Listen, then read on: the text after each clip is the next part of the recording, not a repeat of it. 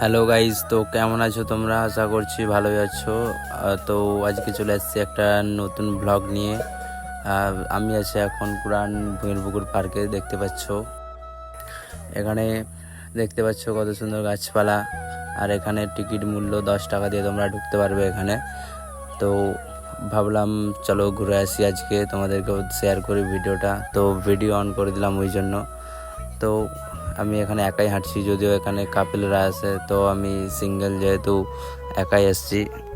এই পার্কটি মূলত কুরান আর পুরসুড়ির মাঝে অবস্থিত। তো এটা চন্দ্রকোনা থানার মধ্যে পড়ছে। তো তোমরা আসতে পারো যারা যারা আসতে চাইছো।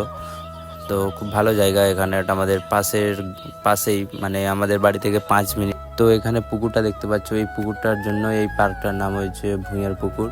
তো এখানে আমরা হেঁটে চলেছি আগের দিকে। তো এখানে কত গাছপালা রয়েছে দেখতেই পাচ্ছ। আর পার্কটি এখানে হচ্ছে বিকালে 3টার দিকে খুলে, আর সকালে কখন খুলে সেটা ঠিক জানা নেই। তো তোমরা বিকালের দিকে আসতে পারো এখানে।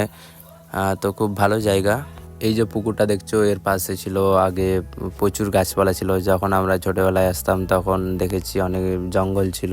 তো এখন এটাকে সাফ করে পার্ক করা হয়েছে। আর আজকে পার্কটা বেশ ফাঁকা ফাঁকাই ছিল, তাই ভিডিওটাও করে নিলাম ওই জন্য আমি। আর তোমরা কে কে এর আগে এখানে এসেছো কমেন্ট করে অবশ্যই জানিও।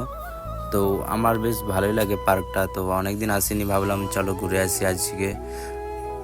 তোমরা এখানে ফ্যামিলি নিয়েও আসতে পারো, পিকনিকও করতে পারো এখানে। তো এখানে অনেক খেলনার জিনিস রয়েছে বাচ্চাদের। আর এখানে দেখতে পাচ্ছ সবাই এখানে বসে রয়েছে।